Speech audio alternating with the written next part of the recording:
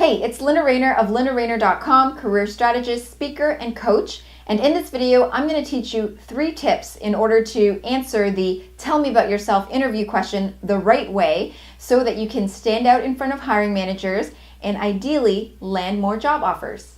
Now, before we begin, there are a couple of ground rules that you need to know before you can develop the perfect answer to this question. Rule number 1, do not talk about your personal or family life. When someone asks you, tell me about yourself, they're not actually asking you to tell them about your personal life choices and the mistakes that you've learned from and how you got here as a human being.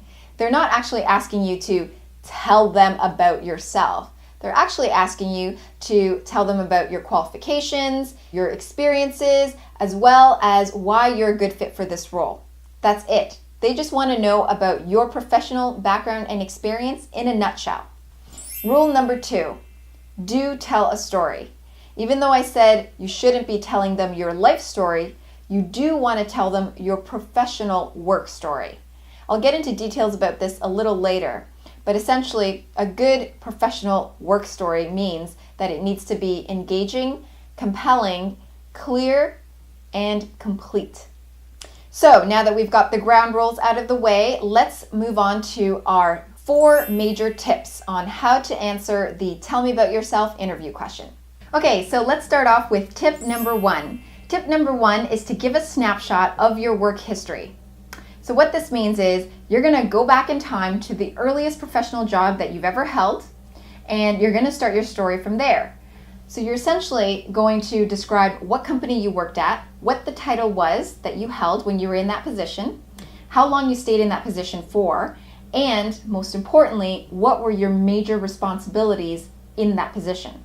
So for example, let's just say that you started off your career 5 years ago as a financial analyst. Okay, let's just make this up. Let's just use another accounting example. You started off your career as a financial analyst 5 years ago, and then you moved up to senior financial analyst, and now you're a finance manager.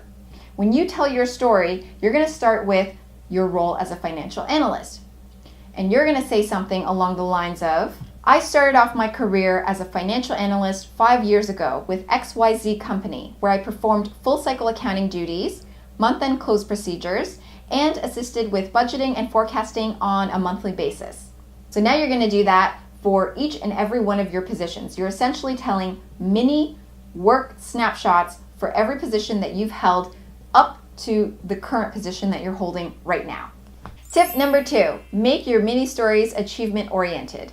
So after you've told the employer about the company that you were at, the title that you held, the number of years you were there for, and the major responsibilities that you had in that position, you're then going to also describe one major accomplishment that you were able to achieve in that role.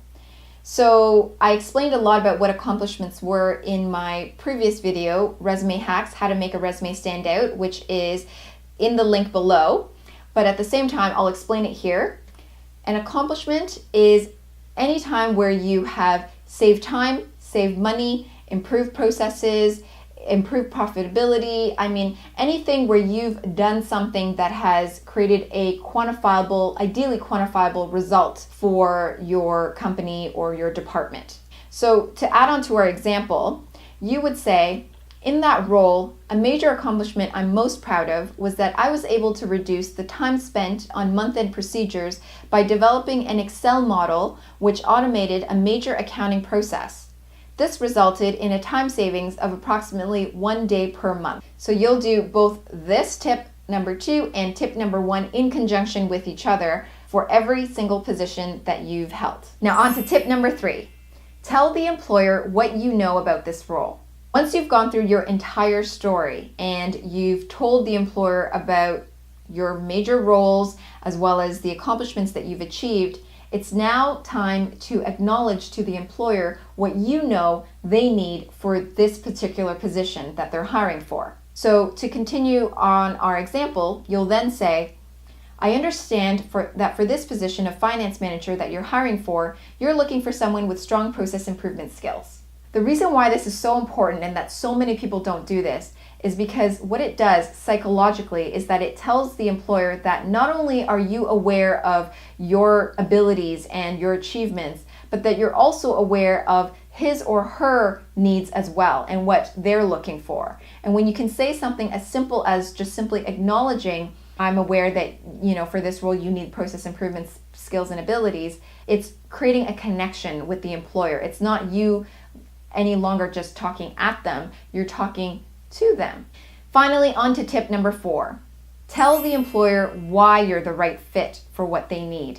This is the icing on the cake. It's the cherry on top, and it's the one thing that many, many people do not even bother to say when they're answering this or many other interview questions. And that is to tell the employer to literally spoon feed them, to maybe even brainwash them into understanding why you are the one and only and perfect fit for this position. So to add on to our example, you would say something like, overall, due to my strong background and achievements in successfully identifying gaps and creating efficiencies, I am confident I'll be able to succeed in this role that you're hiring for. You need to tell the employer why you're the right fit for the job. If you don't end off with this, it's going to end off on a flat note. It's going to not be the most stellar response. It's just going to sound like everybody else's response. But in this case, you are making it very clear and specific, even without them having asked you why you're the right fit. You're literally just feeding it to them and telling them, I'm the right fit for the role, above all else.